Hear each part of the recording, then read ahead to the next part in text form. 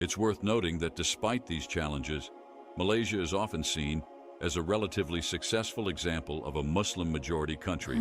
Itu dia. It's also worth noting that Malaysia has positioned itself as a leader in the global halal industry and Islamic finance, which has helped to create a positive image of Islam as compatible with modern business and economic development.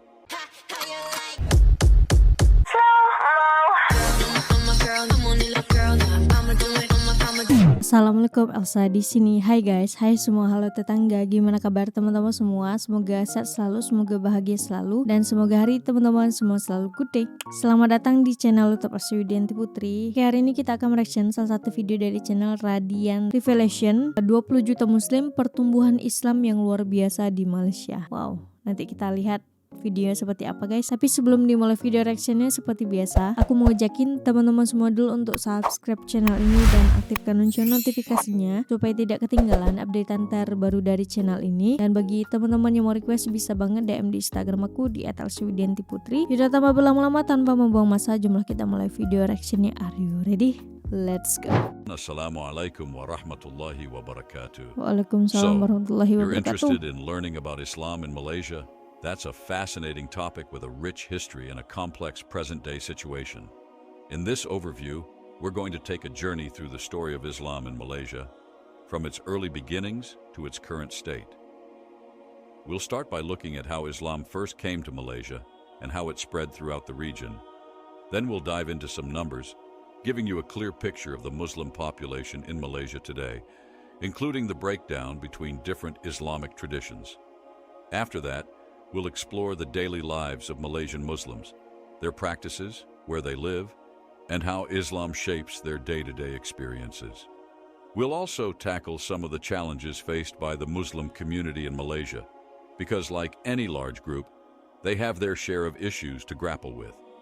Finally, we'll address the question of Islamophobia in Malaysia, which is an interesting topic given that Muslims are the majority in the country. We'll look at whether there are any anti-Islamic sentiments or organizations, and how this plays out in a predominantly Muslim nation. This overview should give you a solid foundation for understanding the role of Islam in Malaysian society. Let's dive in. Islam first reached the Malay world in the 12th century, brought by Arab and Indian traders who were sailing the lucrative spice routes. These merchants didn't just bring goods, they also brought their faith, introducing Islamic ideas and practices to the local population. The earliest evidence of Islamic influence in the region comes from the discovery of a tombstone in Terengganu, dated 1303. This stone, inscribed with Arabic script, suggests that by the early 14th century, there were already Muslim communities established in what is now Malaysia. The spread of Islam was gradual and largely peaceful. It wasn't imposed by conquest, but rather adopted voluntarily, often starting with the ruling classes. The Malacca Sultanate, founded in the early 15th century, played a crucial role in this process. When Parameswara, the founder of Malacca, converted to Islam and took the title of Sultan, it marked a turning point. Malacca became a center of Islamic learning and culture, attracting scholars from across the Muslim world. From Malacca, Islam spread to other parts of the peninsula and to neighboring islands. Islam, The religion perdagangan was Muslim attractive juga to many gitu kan, rulers because it penyebaran provided a more agama Islam di sophisticated Malaysia. system of law and governance, as well as connections to the wider Muslim trading network. Interestingly, the Islam that took root in Malaysia was heavily influenced by Sufism, a mystical branch of the religion. This made it more adaptable to local customs and beliefs, allowing for a smoother transition from earlier Hindu-Buddhist practices. By the 16th century, Islam had become the dominant religion in most of the Malay Peninsula, though it took longer to spread to some interior regions and to Borneo. The arrival of European colonial powers, starting with the Portuguese conquest of Malacca in 1511, slowed but didn't stop the spread of Islam.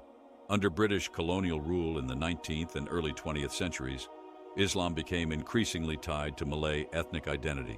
The British policy of preserving Malay customs and religion as part of their indirect rule approach actually reinforced the role of Islam in Malay society. When Malaysia gained independence in 1957, Islam was enshrined as the official religion of the new nation, though freedom of religion was also guaranteed. Since then, Islam has continued to play a central role in Malaysian politics and society, with ongoing debates about its proper place in a multi-ethnic, multi-religious nation.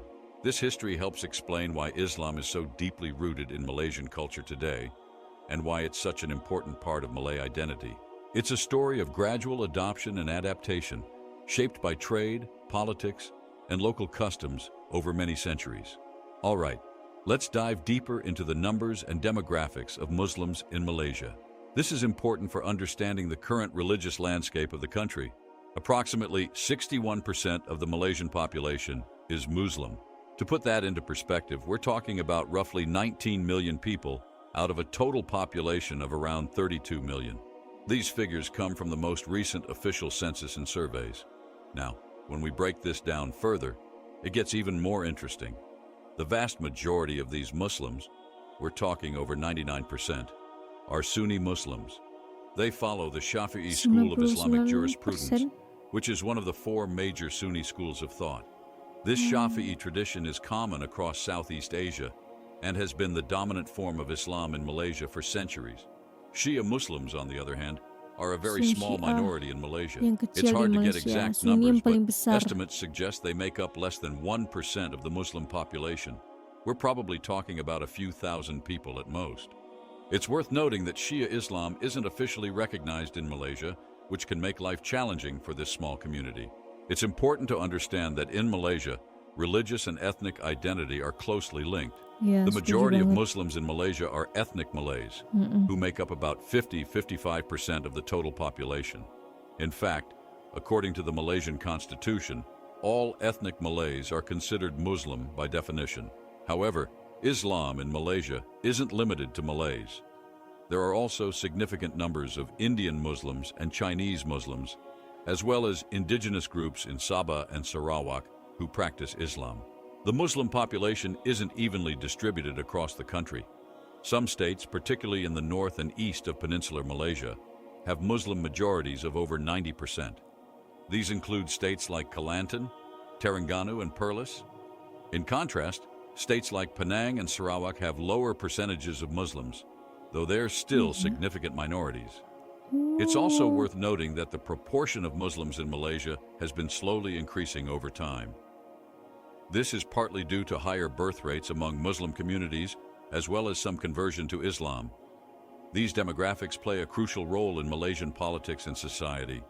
The Muslim majority has a significant influence on the country's laws and policies, while the rights and interests of non-Muslim minorities are an ongoing topic of debate and negotiation. Remember, while these numbers give us a general picture, they don't capture the full diversity and complexity of Muslim life in Malaysia. There's a wide range of religious practices and levels of observance among Malaysian Muslims, from very conservative to quite liberal interpretations of Islam. Absolutely, let's delve into the daily lives and activities of Muslims in Malaysia. This is where we really get to see how Islam is woven into the fabric of Malaysian society. In Malaysia, Islam isn't just a set of beliefs. It's a way of life that influences many aspects of daily routine, especially for the Malay Muslim majority. Let's start with the basics. Many Malaysian Muslims observe the 5 daily prayers, or salah. You'll often hear the call to prayer, or adhan, ringing out from mosques across the country. In cities and towns, you'll find mosques busy during prayer times, with people taking breaks from work or school to attend. Fasting during the month of Ramadan is widely observed. During this time, you'll see a noticeable shift in daily rhythms. Many restaurants close during the day, and when the sun sets, there's a festive atmosphere as people break their fast together. The end of Ramadan is marked by Eid al-Fitr, locally known as Hari Raya Eid al-Fitri, which is one of the biggest celebrations in the Malaysian calendar. Dietary habits are also influenced by Islamic teachings. Most Muslims in Malaysia follow halal dietary restrictions, and you'll find that halal food is widely available. In fact, Malaysia has positioned itself as a global halal hub, with a robust certification system for halal products. When it comes to dress, many Muslim women in Malaysia wear the hijab, though it's not legally required. You'll see a range of styles, Tapi kan from wajib colorful menutup traditional aurat baju gitu kan, kurung to dalam more Al-Quran modern udah interpretations of dijelaskan. modest dress. Some women choose not to wear the hijab, especially in more urban areas. Education is another area where Islam plays a role. Many Muslim children attend religious schools, either full-time or for after-school classes, where they learn to read the Quran and study Islamic teachings. Islamic studies is also a compulsory subject for Muslim students in public schools. In terms of where Muslims live, you'll find them all over Malaysia. But there are some regional differences. States like Kelantan and Terengganu in the northeast of peninsular Malaysia are known for being more conservative and have a higher concentration of Muslims. These areas often have stricter Islamic regulations, like limitations on alcohol sales and more conservative dress codes. In contrast, urban areas like Kuala Lumpur and Penang tend to be more diverse and cosmopolitan. Here you'll see a wide range of lifestyles among Muslims, from very traditional to quite modern and secular. Economically, Malaysian Muslims are involved in all sectors of the economy. In rural areas, traditional occupations like farming and fishing are still common. In cities, you'll find Muslims in all kinds of professions, from business and finance to technology and the arts. There's also a growing Islamic finance sector in Malaysia, which follows Islamic principles in banking and investment. It's important to note that, while Islam is a significant part of daily life for many, the level of religious observance varies widely among Malaysian Muslims. Some are very devout, while others have a more relaxed approach to religious practices. Lastly, many aspects of Malay culture, from traditional arts and crafts to festivals and ceremonies, have been influenced by Islamic traditions over the centuries. This has created a unique blend of Malay and Islamic culture that's distinctly Malaysian. This diversity in lifestyle and practice reflects the complex interplay between religion, culture, and modernity in contemporary Malaysia. It's a dynamic picture, constantly evolving as Malaysian society continues to develop and change. Sure, let's dig into the challenges and issues faced by the Muslim population in Malaysia. Like any community, Malaysian Muslims deal with a range of problems, some unique to their situation and others more universal. One of the biggest challenges is the ongoing debate about the role of Islam in Malaysian society and governance. There's often tension between those who want a more conservative, literal interpretation of Islamic law and those who prefer a more moderate, progressive approach. This plays out in discussions about the implementation of hudud laws, Islamic criminal laws in some states, particularly Kelantan. State religious authorities often clash with more liberal Muslim intellectuals and activists. This can lead to situations where certain interpretations of Islam are labeled as deviant and banned, which some see as limiting religious freedom. Another significant challenge is balancing Islamic values with the pressures of modernization and globalization. Many Malaysian Muslims, especially younger ones, struggle to reconcile traditional Islamic teachings with modern lifestyles. This can lead to a sense of cultural dissonance or identity crisis. Economic inequality is also a concern. While there are many successful Muslim professionals and entrepreneurs in Malaysia, there's a perception that the Malay Muslim community lags behind other ethnic groups economically. This has led to affirmative action policies which, while beneficial in many ways, have also been criticized for creating dependency and inter-ethnic tension. The treatment of LGBTQ+ individuals is another contentious issue. Homosexuality is illegal under both civil and Islamic law in Malaysia, and LGBTQ+ Muslims often face significant discrimination and legal challenges. There's also the complex issue of conversion and apostasy. While conversion to Islam is encouraged and relatively straightforward, leaving Islam is extremely difficult and can have severe legal and social consequences. Masuk Islam sangatlah mudah, meninggalkan Islam itu yang sangatlah sulit. Setuju banget. While legal cases and debates about religious freedom. Interfaith relations can be another source of tension. While Malaysia is generally peaceful, there have been incidents of religious conflict, particularly around issues like the use of the word Allah by non-Muslims and the construction of non-Muslim places of worship. More conservative forms of Islam, often influenced by Middle Eastern interpretations, has created some internal divisions within the Muslim community. Some worry that this trend is eroding traditional Malay Muslim culture, which has historically been more moderate and inclusive. Education is another area of concern. While the Malaysian education system is generally good, there are worries about the quality of some Islamic schools and the potential for religious education to promote intolerance or extremism if not properly managed. Lastly, while not widespread, there have been concerns about radicalization among a small minority of Malaysian Muslims. The government has had to deal with the challenge of citizens attempting to join extremist groups abroad. These issues are complex and often interconnected. They're the subject of ongoing debate and negotiation within Malaysian society. It's a dynamic situation, with different groups advocating for different solutions and visions for the future of Islam in Malaysia. It's worth noting that despite these challenges, Malaysia is often seen as a relatively successful example of a Muslim-majority country that Itu dia. maintains Aku suka banget sama statement adminnya atau kata-kata adminnya kalau meskipun Malaysia memang banyak persoalan-persoalan, tantangan-tantangan gitu kan, tapi Malaysia berhasil dipandang sebagai contoh negara Muslim. Itu dia. example of a Muslim-majority country that maintains a generally moderate stance and has achieved significant economic development. The way Malaysia navigates these issues in the coming years will be crucial for its continued stability and progress. All right, let's dive into the topic of Islamophobia in Malaysia. This is a bit of a complex issue, and it's important to approach it with nuance. It's crucial to understand that Islamophobia, as it's typically understood in Western countries, isn't really a significant issue in Malaysia. This is primarily because Muslims form the majority of the population, and Islam is the official religion of the country. In fact, Islam and Malay identity are so intertwined that it's often difficult to separate criticism of one from the other. That said, there are some tensions and issues that could be seen as related to Islamophobia, albeit in a very different context from what we might see in non-Muslim majority countries. One area of tension is between the Muslim majority and non-Muslim minorities, particularly Chinese and Indian Malaysians.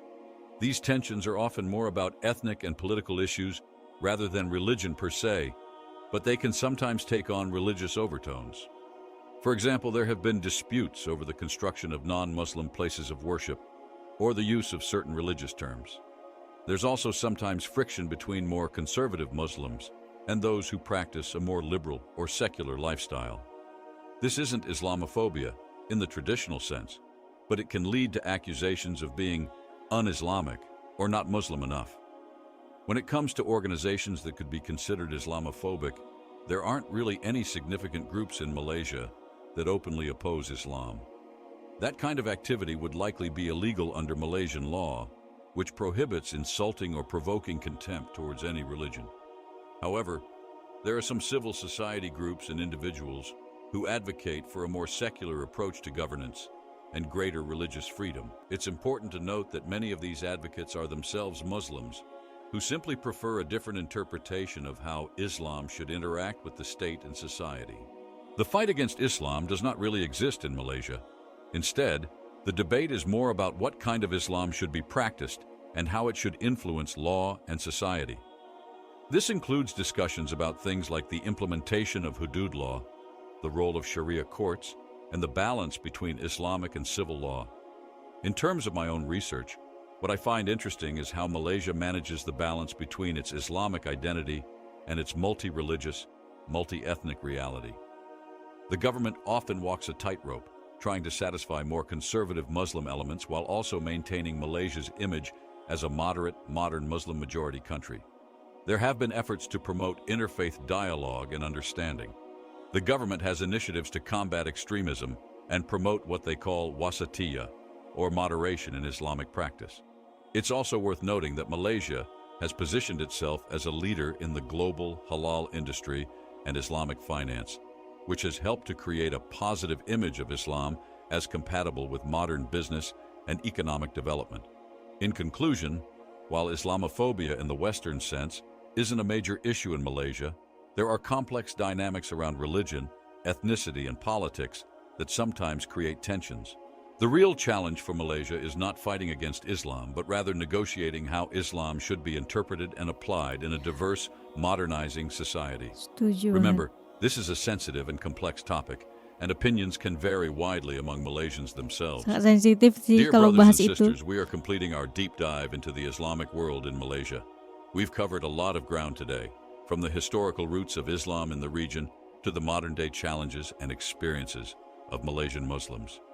I hope this video has given you a better understanding of this complex and fascinating topic. Bagaimana pertumbuhan Malaysia yang sangat-sangat signifikan, yang sangat-sangat meningkat. Di dalam video ini secara totally aku setuju banget seperti fakta ini, Islam dan identitas Melayu itu tidak bisa dipisahkan. Aku setuju sama fakta satu ini, kalau di Malaysia itu meskipun memang banyak tantangannya, banyak problemnya, banyak hal-hal yang tidak sepemikiran kadang antara pemerintah dan juga rakyat, itu aku juga tidak mau singgung itu, bahwa meskipun banyak tantangan di luar sana yang dihadapi oleh negara Malaysia, tapi Malaysia berhasil menjadi negara muslim yang patut banget dicontoh. Terbukti juga banyak orang-orang yang memilih untuk hijrah di Malaysia, banyak orang yang ingin masuk muslim melalui negara Malaysia gitu. Hal-hal yang seperti itu yang mengakibatkan Malaysia berhasil menjadi negara muslim. Jadi hal-hal yang baik-baik harus banget dipertahankan, hal-hal buruk ya harus diperbaiki.